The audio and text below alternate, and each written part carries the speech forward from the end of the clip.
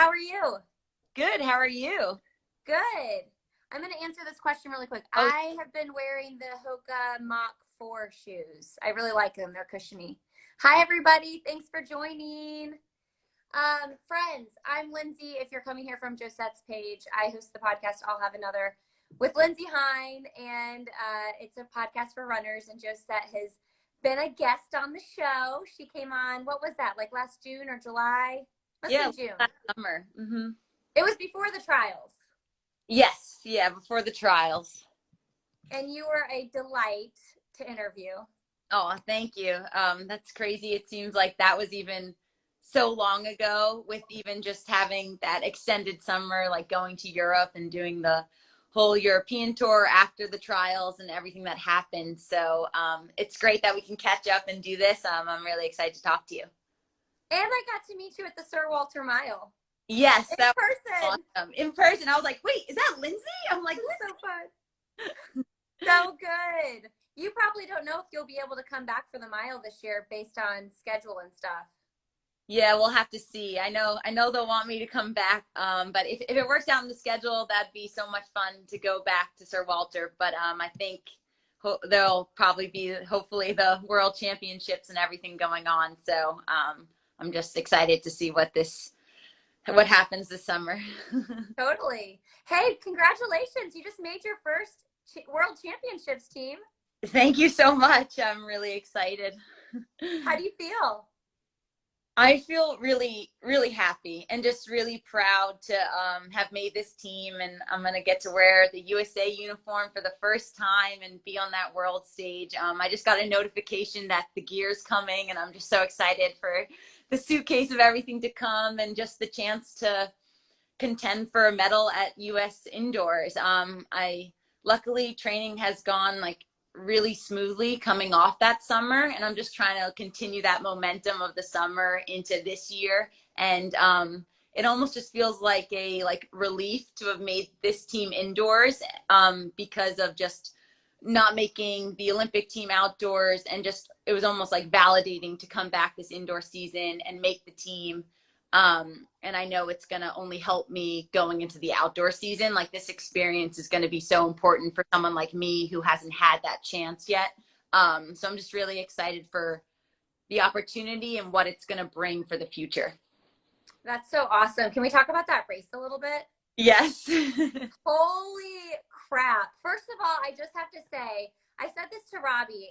I interviewed Robbie, you probably know this, a couple weeks ago. Oh yeah, because I asked you for a question. And I did ask him about the Pokemon, by the way. He got I so said this, yeah. I said this to him in the interview though. I was like, watching Josette race, like you wear your, almost like you wear your emotions on your sleeve in the race, like, which makes it so fun for the fans. Like, you can see when you're getting ready to make a move, like you get this like fierceness in your face, and you can just see the grit. And you tried to make several moves on Ellie to like take the lead. Talk to us about it a little bit. Yeah, so I even watched it back, and you can see distinctly I try to go around her 3 times in that race. And the race ended up playing out. It went a little slower than I anticipated. And I always wanted to be like towards the front and like get ready for any moves. I was prepared for it either to be like a time trial like Milrose, or there was a good chance that it would go out hard and then just completely settle. And I just wanted to be near the front so I could make moves. That was my first 1500 ever on an indoor track, and it's definitely run a lot different than an outdoor track. The whole race went by so fast. I couldn't believe when we hit 800. I was like, oh my God, we're halfway done. Like, this race is about to get started. But I just wanted to always be near the front, and the pace was just, it wasn't fast, but it wasn't slow. It was just like, it almost felt like it was uncomfortable for the whole field, but not so much physically, but more like mentally on everyone's body, or at least for me, as that's what it felt like. But I wanted to, since the whole field was still there, I wanted to really try to spread it out. At like, my plan was going in, if the race was lagging a little bit at 1,000 meters, I was going to try to take the lead, leading up to the last 400. And I try to make a move there to like set myself up for the last 400. And Ellie holds me off. And I wish looking back, I wish I just committed for a couple more like steps to just make the move around. But I think I was trying to pass on the straights and not run a little bit on the outside. But looking back, I made so many big moves, like, or efforts to try to make a move, and then that definitely hurts you later on in a race. It doesn't make it easy by any means. And she had to hold me off for 3 moves too, so me and her were just battling out a little bit. And I think in the moment I was a little frustrated because I was just trying to get around so I could try to open up the race a little bit more and not leave it to a chance of anyone closing on us. And Heather had the most amazing kick in that last 150. It's pretty crazy to watch back, but I'm just so happy I was committed to that line. I was like, I am running with all my effort to that line. And at one point, the last 50 meters, I felt like it was like, or few steps, it felt like a slow-mo because I could feel them both on me. And I was like, don't let them like sandwich you. Like, don't let like cross in front of you, because if the race was any longer, I think they could have easily just eaten me up. But I had to hold my ground and find the line. And when I passed that line, the results, Heather's name came up, but it took a while for me and Ellie's results to come up. So we were just standing there, just looking at the scoreboard, like with big eyes. I think there's a picture of me just like hunched over looking at the scoreboard because I had no idea, because I felt like I had it, but I just didn't know, like it was hard to tell. And when I saw my name come up, I was just, it was so many emotions. I was so happy, but also it was such an intense race, an intense finish. It was almost so weird to like cross a line and not know. But I think everyone watching had a really fun time watching that race because it was such a battle. And the women's 1500, I thought was one of like the best events of the weekend going into it, because it did have all of Team USA in the event. And then I was going to be someone contending for making the team. And then it was a stacked field going into the race. So I just needed to show up on the day, and I'm just so happy to have made it to the Indoor World Championships. And now I get to go and race the best in the world in a couple weeks. What did you do to celebrate? So after the race, I had to go straight to drug testing. So I did that for a bit. That took like an hour. And then I got some treatment, got the body feeling good. And I was entered in the 3,000 meters for the next day. But me and Coach Fox decided that we were really happy with what happened in the 1500. And the focus was the 15 this weekend. So decided to scratch the 3K. So right after that, I actually went straight into like team processing and got to go through that whole thing and like try on the uniform. So I got to put on the Team USA uniform and pick out my sizes and get my flights and just go through all the team processing protocol with my agents. And then finally afterwards, me, Robbie, and my teammate Graham, we went to dinner together, and we just got burgers and drinks. And then on the walk home, we ran into Heather and her coach and her agent and some of the Under Armour people. And they were like, turn around right now, like we're going to the bar. So we all went to the bar, and I ended up seeing one of my old Georgetown teammates who was at the bar too, Piper Donahue. So that was really fun. We just hung out at the bar and we're dancing and drinking and all just really happy for a couple hours, and then headed back to the room. And then Sunday I was still there all day, so I got to end up watching the races the next day and just enjoy being on the team and getting to see people. And I got to catch up with Julie Cully. She was at the meet too, so that was really fun to see her the next day. And we didn't fly out till Monday, so it was a relaxing weekend after the race. But yeah, it just was really rewarding to walk away from that weekend and make that team. I totally forgot when I interviewed Julie Coley. It was so fun to like talk about your career and just kind of like dissect that a little bit with her. She is so wonderful. Yeah, she's great, and I really look up to her as a mentor for me, just as like what she's done in the sport and how she's had like so many different roles like in this next chapter. And it's really really cool and special to have that relationship with her. And like whenever I need advice or anything, I always reach out to her, and sometimes I'll go and like send her some workouts that I do just to show off a little bit. It's really nice to have that relationship with her. I really look up to her. Hey, what was your drink of choice when you guys went out? We took, me and Heather are taking tequila shots. Oh, love it. But at the restaurant, I actually ended up trying at the burger place. It was like an apple mule. The guy was like raving about it. So I was like, just give me your mules. I'll have that. Once you scratched the 3K, it was like, I'm having fun tonight. Yeah. Yeah, it was we're scratching the 3K and it's like, okay, go enjoy yourself. Oh, there's Heather in the comments. Heather, you have to come on and tell us about the race yourself. It was crazy to see Heather finish that race. Oh my gosh. And Josette just described it. Yeah, it was absolutely incredible to finish. I've watched back the race a couple times now, and yeah, it was just it was really cool to be part of a race that ended up having such like an epic finish like that, because you don't see a race like that anymore. Like where it's like a three-way finish where someone was coming from behind and Heather like gets us right at the line. It was just a crazy race to like rewatch back, and it doesn't happen that often. So I think it was really fun for people to be able to see that and to be a part of that. Listen, stressful for you, fun for us. Yeah. I'm like, I passed the line and I didn't even know if I was on the team or not. So yeah, it was just really good practice too. And even just championship style racing. I actually haven't, my first US championship was, oh no, I got to run the 5K in my Georgetown uniform my 5th year that summer.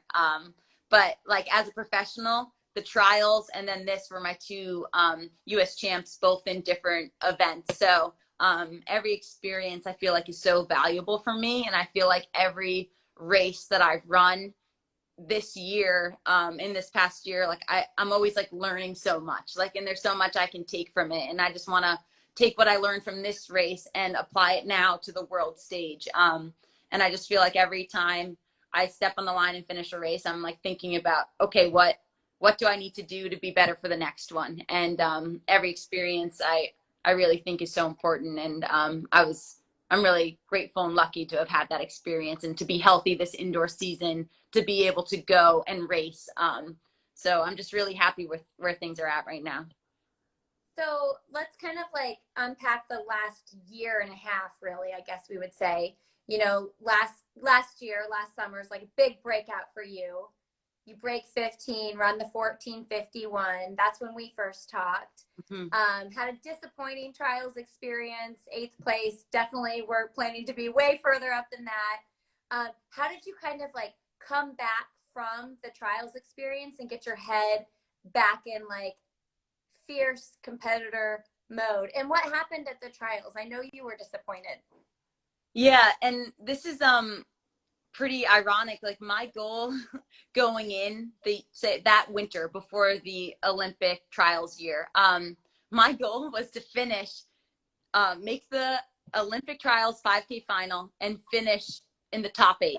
Like my goal was 8th. Coach Fox was like, I really think you can finish like 7th or 8th. And this is our talk back in like December before any of the breakout happened. And it's so crazy to think about how every month the goal kept shifting. It was like, oh, okay, now you just ran the Olympic standard. Like now you're, now you have the standard. Like you can actually go to the Olympics. And then it was like, oh, you're one of the top contenders in the event right now. Like you can make the Olympic team. So just looking back, it was so crazy to think about how just even my goals and expectations for the race were changing in the moment. And I think that was in a way really hard to process, like when I did step on the line and it was like, oh wow, now you're actually expected to make this team and it will be a disappointment if you don't. When maybe 6 months before, the goal was to make the final and like be competitive in the final.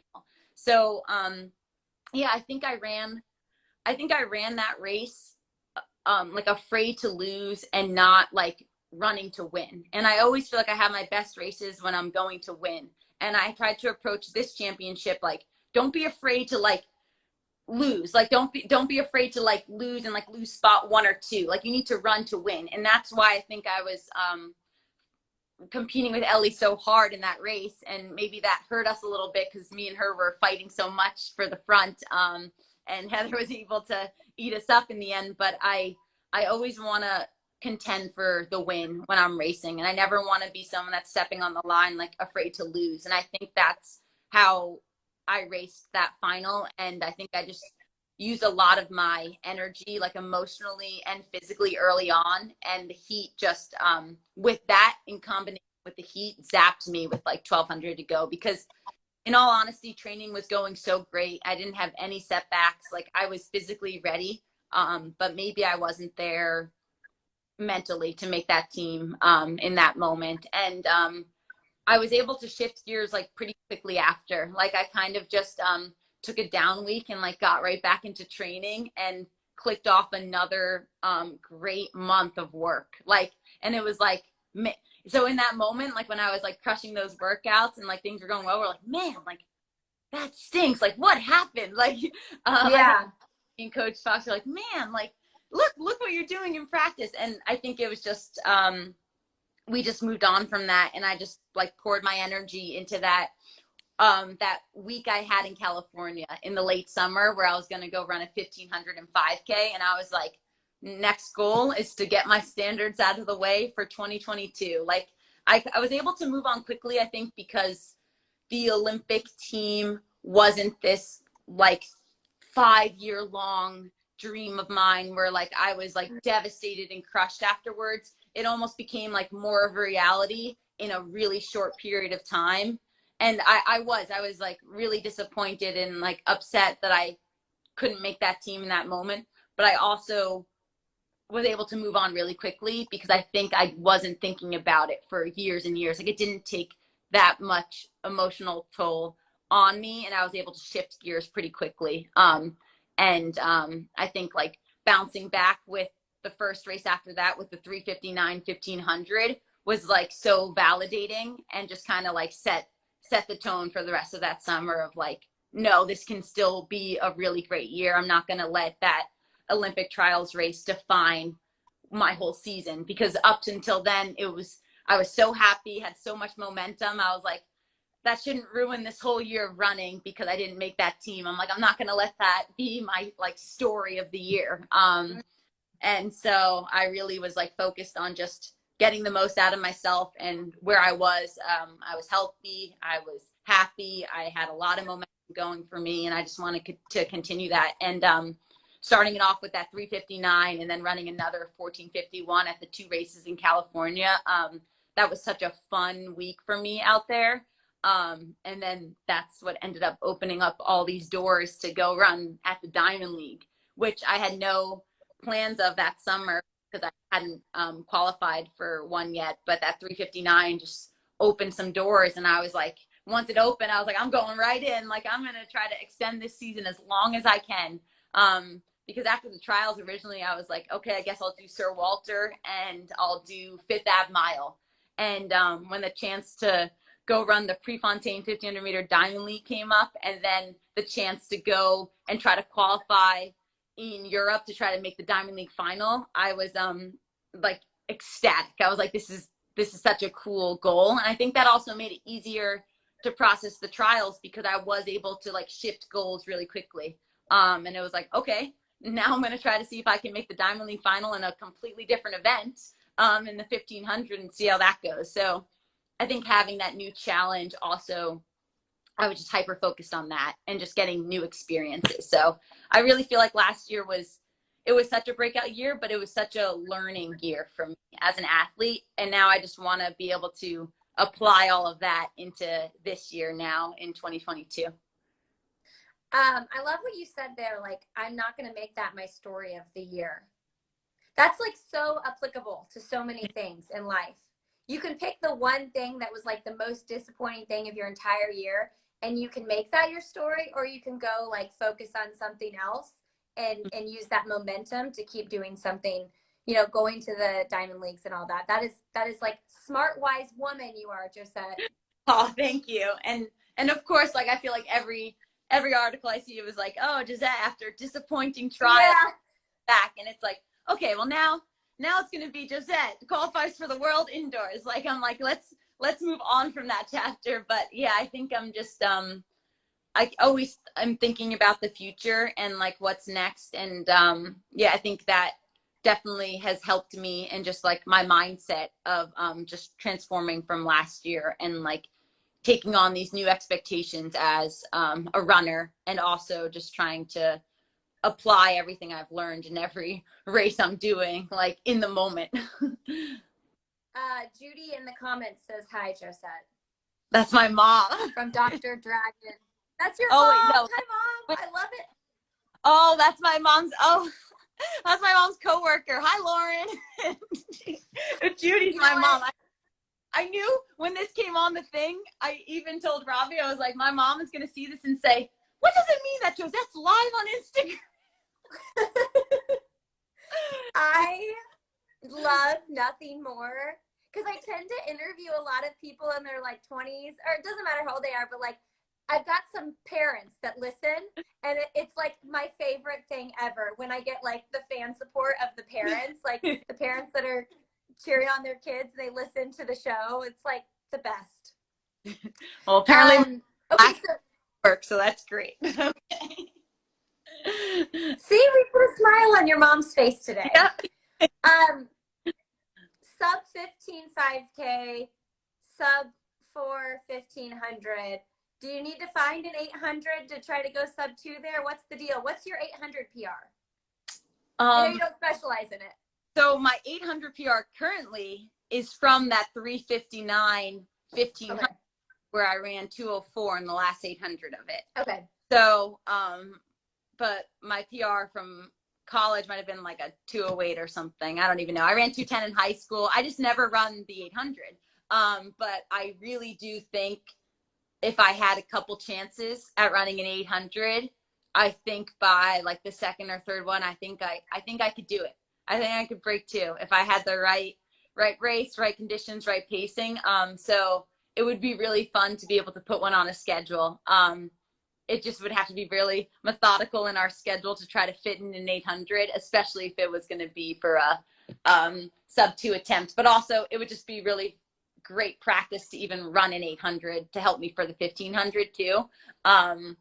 Yeah, it's been funny. I've been like already looking at the outdoor schedule of like what I want it to look like now, because all last year the focus was the 5K, like all leading up into the trials. And I did run a 1500 opener at a UVA meet right here in town, and then I went to Drake Relays and ran the 1500, and that actually was my first professional win at Drake Relays in the 1500. But the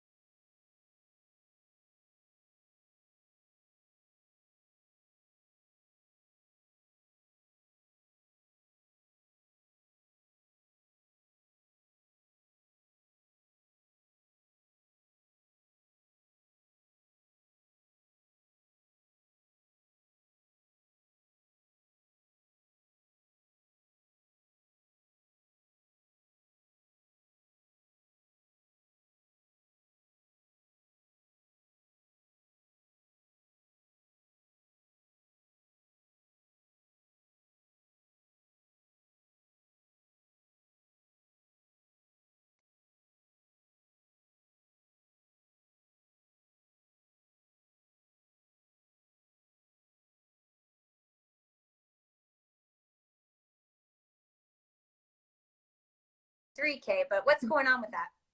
Yeah, so even late last summer, I would have loved to run another 5K at some point, but the Diamond League schedule also, like the events that were Diamond League to even get me to the final, you were only the 1500 because it had to be like a Diamond League event. So I looked at the 1500 as the event to like extend my season, and it ended up going so well and like gave me it opened such a big door for me at the international stage that this year I want to be able to pursue both the 15 and the 5K. And of course, this indoor season, it was like, oh yes, like I'm gonna do the Wanamaker Mile. Like it's always been a dream of mine to run at the Millrose Games, like 15 minutes from my hometown, and be in that Wanamaker Mile. And then I really wanted to run a 3K just to get that experience in a 3K. It had been a couple of years since I'd run one, and the 3K is like great practice for a 5K. And I ended up entering in both for the indoors, and but I was more excited about the 15 over the 3K in this US championship. But this outdoor season, like if everything does go well, we are considering like just doing the double at US champs. But I'm trying to figure out the schedule of like when I can even now like run a 5K and like which 15s I want to do. So we're trying to figure out what makes the most sense in the schedule. Because I would love to be able to go to Europe and run a Diamond League 5K. Like that would be so cool to have that experience and that competition. And I don't plan to go to Europe before the US Worlds, probably with this outdoor season, or US champs to make the world team. But yeah, it's going to be, I want to be able to focus on both. Like I want to be able to be good at both events. So we'll see whatever makes the most sense as like the season progresses. But the 1500's been like so much fun right now, and I've been like really excited about it. So I've just been pursuing what I've been excited about in the moment. Tell me a little bit about your mental like head frame when you're going into a 15 versus a 5K. So the 15,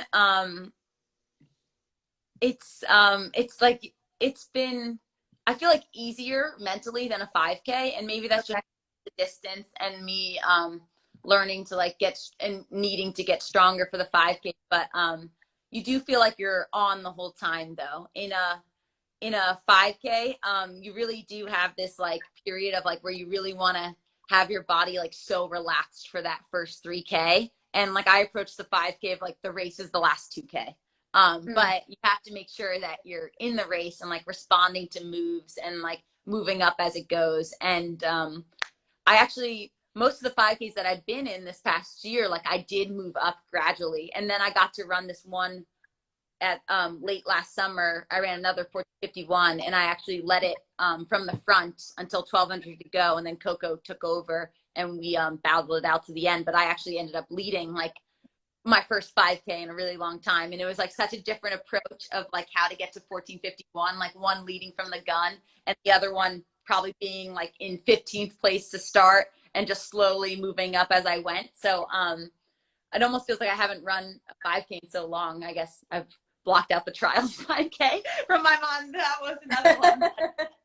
Yeah, the approach is you definitely have to be like relaxed and calm in both, and just like there's a lot of patience involved in both events, because even in a 1500, like you need to be patient. And I think you only have a fine amount of decisions to like make your move, so it has to be it's a little more calculated. I'd say sometimes maybe in the 1500, but and a little more like risking up to chance, especially when you get into these more tactical races, like the race that I just experienced. Like it's really thrilling. Like it's a compared to a 5K. But yeah, I feel like I'm still learning a little bit about both events and how they're run and the approach to them. But I think staying calm and relaxed in the beginning part of both events is so critical to be able to have a close.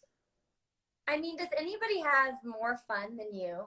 I'm serious. Like, you're like, it's thrilling. I just feel like you, obviously, or you're working your tail off. You're like so fierce. You want to win, but I also get the sense that you're really having fun. I definitely am having fun. I guess I didn't even put it together. Yeah, it's like it's exciting. Like it's so exciting to be on that line, and I think part of it is that I'm having so much fun because I'm so like grateful and happy that I'm healthy and having these opportunities. And it's exactly like what I want to be doing, and that's what makes it so much fun. And I don't take it for granted because I want to do it so badly. And I think it's fun because I get to I do still feel like a young new athlete to the scene, and I feel like there's so much more that I'm gonna learn. I think that just excites me. Like it's exciting to then think about what the future can be too. I love that. I was just listening to another podcast about how important it is, like even as you age, to just always be learning something new and to lean into that. And I can just feel your excitement. And I want to say this to anybody listening, you can feel that too at any age. Like find something that you want to learn more about, because it's like it just brings a sense of purpose to your world. Mm-hmm. Yeah, and I feel like my training like has felt very purposeful like this past year. Like there's a lot of intention going into it, and especially now that the intensity has increased, like now that I've developed more and I have like such a strong foundation under Coach Fox's training, we've been able to like bring up the intensity in workouts, and it does require a lot of like intention and practice. And I feel like I've been trying to really like hone in on that, and especially because now even just this shift in the races that I've been in this season, there hasn't been any like introduction races. Like last year there was a lot of like preparation and like, oh, let's do this one as an intro, let's like we're gonna build and like move up. Like the races I've done so far this season was the Millrose Games, the New Balance Grand Prix, and the US Indoor Champs. Like super high intensity, phenomenal competition. So the standard has just been like set higher of like where the bar is to start, and I'm like navigating what that even means to like be more up towards the front and like running at a really fast pace from the gun and still being able to have that closing speed like I did last summer, where maybe I was more in the back and like gaining momentum as I went. So I feel like even just this indoor season, I was learning how to race from just like a fast and intense pace from the start, and still figuring out how I can close and be in that race. And that's just going to come with more time and experience and strength as an athlete. But yeah, it's been it's been really fun because it's just been new experiences like happening every single month since this last year. It's so fun. And even I just think about like even in 5 years, like looking back and seeing like, oh, remember when Josette did this? Like it's exciting to see you're blossoming now and like what's gonna unfold in these years. If anybody listening has a question, leave it in the comments. We're gonna wrap up with a couple more questions here. Um, so I talked to Robbie, your fiance. Wedding's this fall, right? This winter, yes. Yeah. Mm-hmm. Okay, is Back in planning like totally underway? What's going on? Yeah, so we have the major things. We have our venue, we have the DJ, photographer. So I feel like we got the big things out of the way this past fall, and our save the dates just came, so we'll be scrambling to get everybody's address and send those on its way. And I feel like April will be another really big month of like doing the nitty, like the little details of getting everything organized. But I feel like we've been doing it in like spurts of like wedding planning things. But I do have my wedding dress, so that's really exciting. Um, Aww. so we'll have to get Robbie in his tux soon and pick that out and what we want to do with like those details. So I feel like we got the major things out of the way, and now it's more of the fun stuff and like the little details and planning ahead. And I was letting my friends know like when we should do the bachelorette party and the bachelor party. So we're doing all the fun planning to start coming up. I actually just stumbled on my save the dates from 14 years ago. Oh my And God. I know it's crazy, but I stumbled upon those and I was like, do people still do save the dates? Because I'm like I'm almost 40. And so I'm so out of like people getting married still. And so I didn't even know if people still did those. So there you go. Yeah. We've still been getting them in the mail. So I was like, I guess we need one too. Yeah. Oh my gosh. Hey, you had a question in the comments. How much say do you have in planning your race schedule? I pretty much have like most say in like the planning. Coach Fox is really he wants you to run a race that you're excited about. He would never say to do something unless you wanted to do it. And he loves when his athletes feel like prepared to run a race and want to run a race. So that's what I think I love about Coach Fox, is that he's really great at like listening to what you want and what you need, and working around that. And even just with like day-to-day training, it's never like, this is what the next month looks like, this is what the next week looks like. It's like, how did you feel today, the day before a workout? And it's like, if you didn't feel good, like, we'll make adjustments on the spot. Like, I never know my workout until like after my warm up and I step on the line, unless Coach Fox gives me a warning going into one. But it's very, I think it's very, you have a lot of authority in just like your running and your training and racing, which is really cool. And it's helped me even develop as just like my independence as a runner, and just learning my body more and what I want. So with the schedule, I'll probably like write out a draft of what I'm excited about, and Coach Fox will like fine tune it of what makes the most sense, and just making sure I'm not overdoing the schedule with too many things. If I get too excited and it's like, wait a minute, we can't do all these races maybe, or where are we going to run a 5K? Which 15 do we want to go? And then it's just figuring out with your agent and coach of like what field makes the most sense and what those fields are going to look like to get the best out of the race. Comment from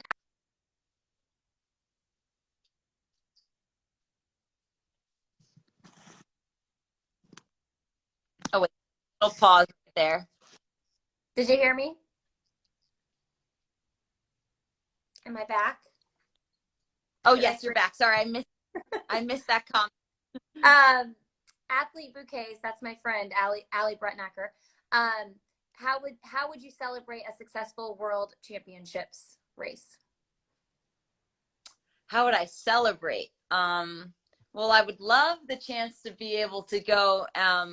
I actually just found out that my race, originally I thought it was on Saturday and Sunday, Sunday with the final, but actually the prelims on Friday and the finals on Saturday. So I'll have all of Sunday to be able to watch the final races at the stadium, and also maybe explore Belgrade and get to see Serbia for the first time. So I'm really excited to just be able to like walk around, and Robbie's going to come out to Serbia with me, so I'll have him there, which will be really fun to celebrate. Hopefully, first goal is to make that final in the 1500 meter, and then I think I have just as much of a chance as anyone to contend for a medal in that final. So if I can get there and put myself in a position, like, that's going to be my goal, to try to walk away with a medal. So that's what I'm hoping for. But no matter what happens, it's going to be such an amazing opportunity to wear that uniform. I'm just going to be so happy and proud to be there. So I think no matter what happens, I'm going to be really happy and just enjoy the moment and enjoy my first indoor championship at this level, and just try to take as much as I can in the time that I'm there. What's the date? The date is March 17th and 18th. Okay. Oh no, that's soon. It's soon. 19th, or is it? It's 18th and 19th. Yep. Sorry, let's look at my calendar. Are you feeling calm still though? Like you got a little bit of time still? Yeah. This week has been we just been a big travel day on Monday, and then I did a little workout yesterday, and it was like 12 by a minute on, minute off, just to like get the legs moving. Yes, on like rolling hills, and I'll do some strides on Friday and a little long run Sunday. But this week has been more of like just a maintenance week of just like moving the legs again. But Fox said to get ready for 2 big track workouts next week. So I feel like I'm in a really good spot, like training wise. So I think I'm like pretty calm and comfortable with like where things are, and just excited and just like want to just like stay healthy and stay consistent. But I ended up having a really big week the week before US Champs on the track, and I think even those workouts the week before US Champs is like really gonna help me into this championship. And just like training wise, like I don't feel like I'm in like a catch up mode. It's more just like a maintenance and like getting to do some fun things. So I feel like that always sets you up for like a calming like introduction to the championship of like being excited, because you're not I'm doing everything that I can right now in the moment. So I feel pretty good about it. Does Robbie get to go with you? He's going to go like as a spectator. So I'll fly out on all of Team USA is going to go out actually on Monday, the 14th, and everyone's going to return on Monday, the following Monday. So he'll come out.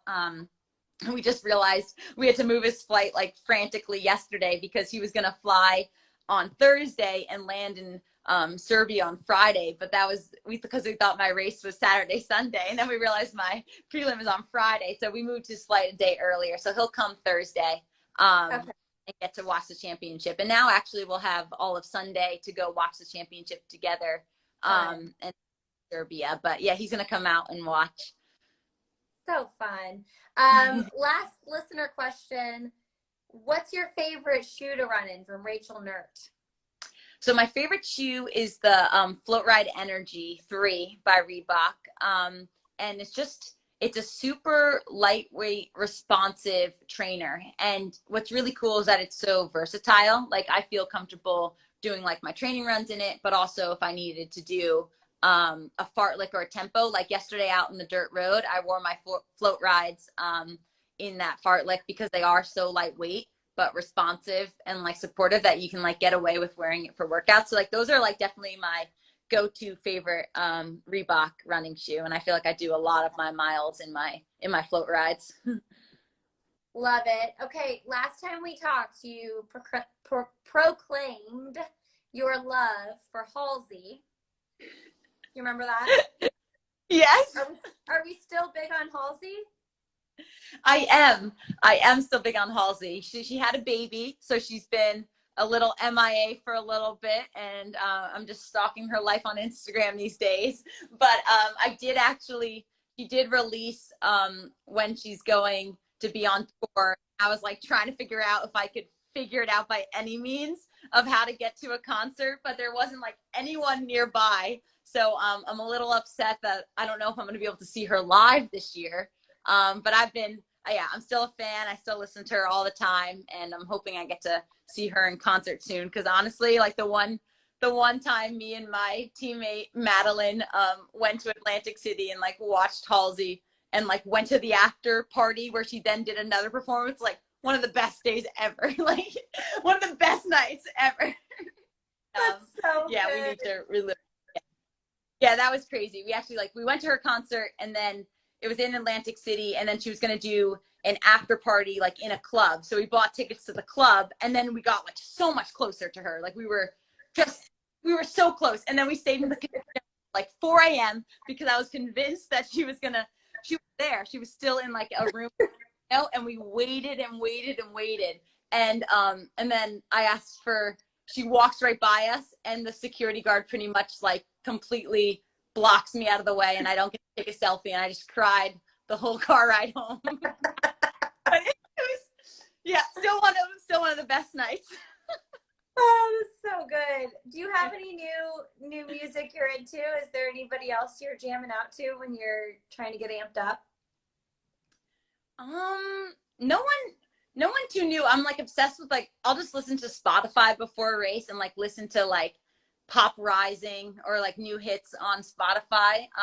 I used to this is interesting. I used to, even in like high school, listen to like more like calming music before racing because like my heart rate would be so high that I wouldn't like get myself so amped up. Like I would just listen to like more just like relaxing music. And I still feel like I don't like try to like get this like intense like high before a race. I'm pretty calm, and it's just like a matter of like day to day, like, oh, am I in a mood for like today's top hits or like Pop Rising or some Halsey, or like who am I feeling like in the moment? But yeah, nothing too new here. Okay, last thing. Who's the YouTube channel that you watch? Robbie told me you're really into some YouTube channel. We're embarrassing you now. Robbie made fun of me that I watched this couple on YouTube who does pranks on each other called JD Vlogs. Oh my gosh. Yeah. I love YouTube. Like I love watching things on YouTube, and I subscribe to a lot of channels, and you don't like, it's amazing what you end up on though when you're on YouTube, where you find, and like I found this one couple who plays pranks on each other that they live in Phoenix, Arizona, and I watch them all the time. And now it's just more like, oh, now I just have to watch it to just like keep up with their life and their story. But like not even like if I'm into it anymore. Like I just need to know like what they're doing in their life right now. But yeah, it was pretty funny because they were in Flagstaff when we were in Flagstaff, like snowboarding.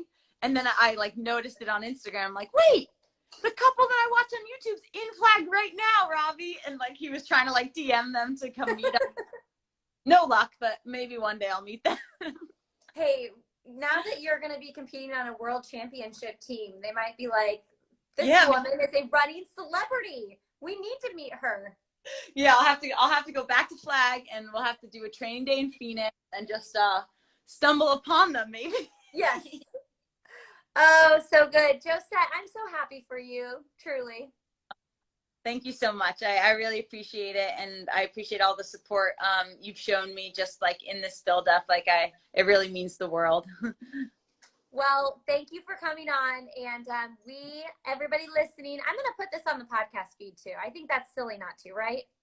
That'd be great. Yeah, I'm going to put this audio on the podcast feed, everybody, if you missed the whole interview. But we're all cheering for you at World Championships, so good luck. Thank you so much. Thanks. Bye, everybody. Thanks for joining us. Bye.